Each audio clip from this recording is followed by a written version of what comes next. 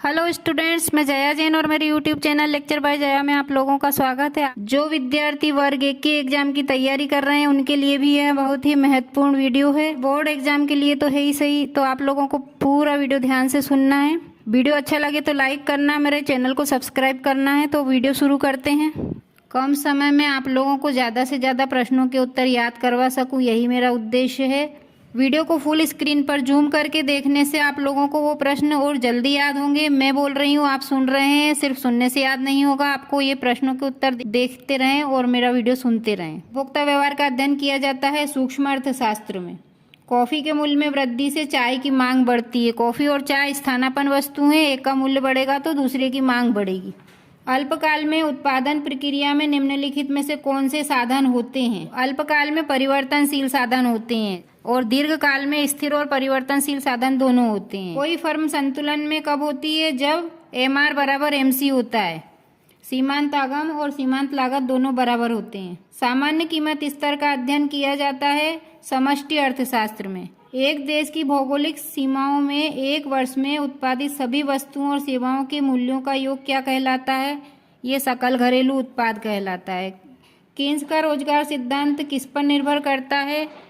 प्रभावपूर्ण मांग पर निर्भर करता है। अल्पकालीन व्याख्या है, प्रभावपूर्ण मांग पर निर्भर करती है। ये दो बातें आप पक्की याद रख लेना। रिक्त स्थानों की पूर्ति कीजिए।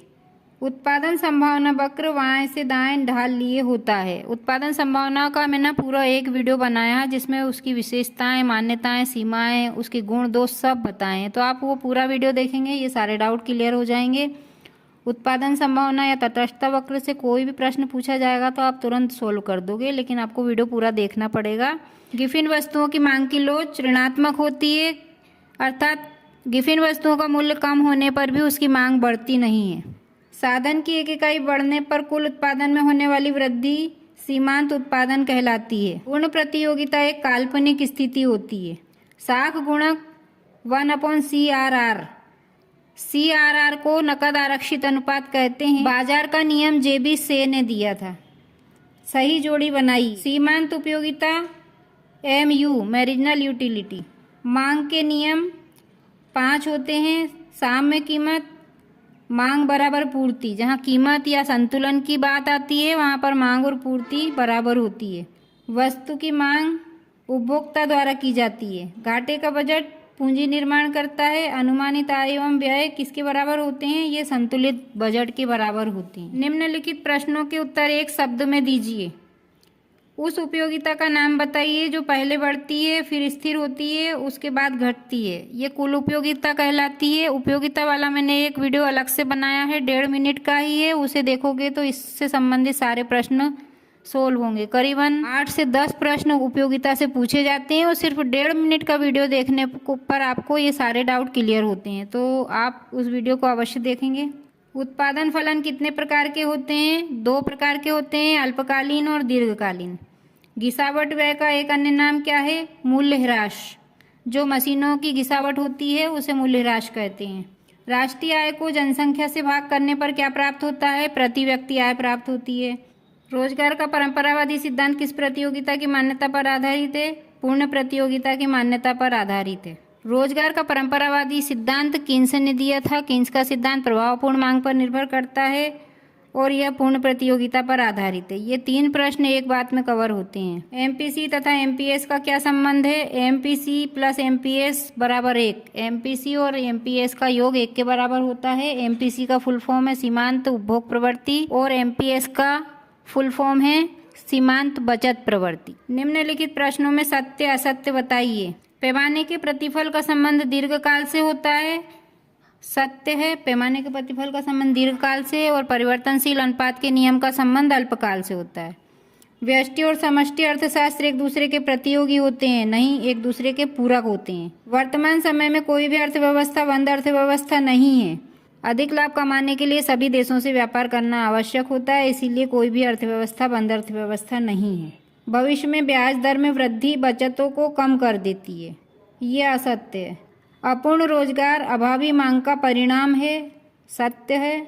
वस्तुओं का निर्यात चालू खाते की देनदारी होती है, असत्य है। व्यापार संतुलन में सेवाओं का भुगतान शामिल किया जाता है, असत्य है, क्योंकि व्यापार संतुलन में केवल दृश्य मदों को रखा जाता है और भुगतान संतुलन में दृश्य और अदृश्य दोनों को रखा जाता है और सेवाएं अदृश्य मद होती है। यदि मेरे सारे वीडियो आप लोग देखेंगे तो आप लोगों के 80% मार्क्स आने की गारंटी मेरी है।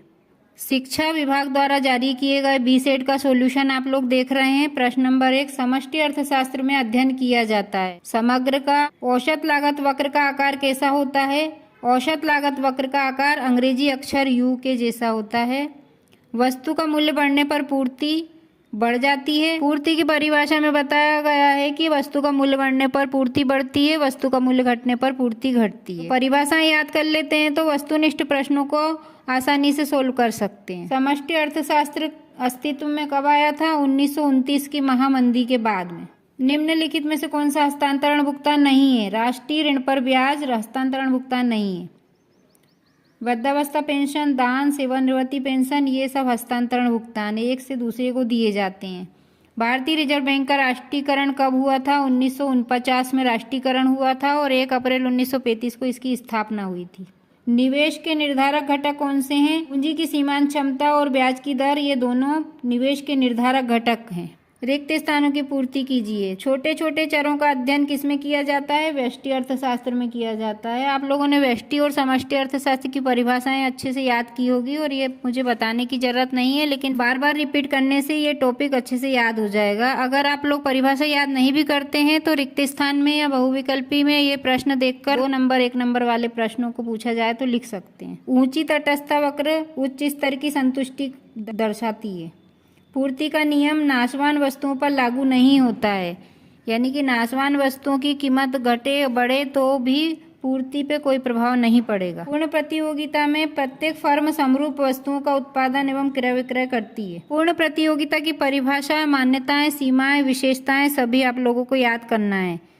1-1 नंबर वाले प्रश्न तो आप आसानी से सोल्व कर देंगे, लेकिन 2-3 नंबर वाले प्रश्नों को आपको याद ही करना होगा। यदि आप लोगों को इसकी आवश्यकता है तो इस पर भी वीडियो बनाए जा सकते हैं। कमेंट बॉक्स में कमेंट करेंगे तो मैं अवश्य उसके वीडियो भी बना दूंगी। आर्थिक महामंदी 1929 में उत्पन्न हुई थी, तभी समष्टि अर्थशास्त्र भी अस्तित्व में आया था, जैसा कि पहले प्रश्न में आपने देखा। कीन्स का रोजगार सिद्धांत प्रभावपूर्ण मांग पर निर्भर करता है। सही जोड़ी बनाइए। मांग के आवश्यक तत्व 5 होते हैं। स्थानापन्न वस्तुएं चाय, कॉफी और कार तथा पेट्रोल पूरक वस्तुएं होती हैं, लेकिन पेपर छापने में गलती है, इसलिए आप लोगों को सही करके याद करना है। वस्तु की पूर्ति उत्पादक द्वारा की जाती है। साम्य कीमत मांग बराबर पूर्ति। भारत में बजट की स्वीकृति लोकसभा द्वारा की जाती है। रक्षा पर व्यय गैर योजनागत व्यय कहलाता है। प्रश्नों के उत्तर एक वाक्य में दीजिए। जब सीमांत उपयोगिता शून्य होती है तब कुल उपयोगिता क्या होती है? अधिकतम होती है। सीमांत उपयोगिता शून्य भी हो सकती है, धनात्मक भी और ऋणात्मक भी हो सकती है, जबकि कुल उपयोगिता धनात्मक ही होती है, शून्य नहीं होती, ऋणात्मक नहीं होती। प्रति इकाई लागत को और किस नाम से जाना जाता है? इसको बाजार लागत भी कहते हैं।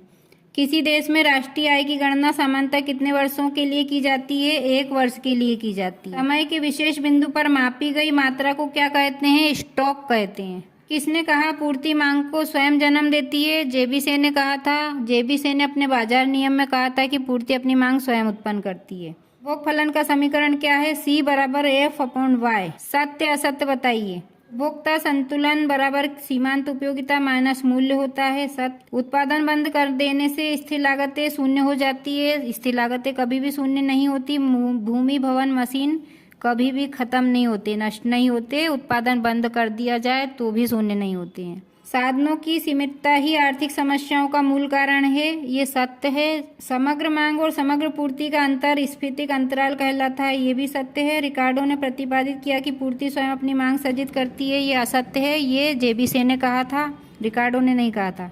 व्यापार संतुलन भुगतान संतुलन का अंग है, ये भी सत्य है। व्यापार संतुलन में दृश्य मदों को शामिल किया जाता है, जबकि भुगतान संतुलन में दृश्य और अदृश्य दोनों मदों को शामिल किया जाता है। विनिमय दर के निर्धारण में पूर्ति का महत्वपूर्ण स्थान होता है, यह असत्य है।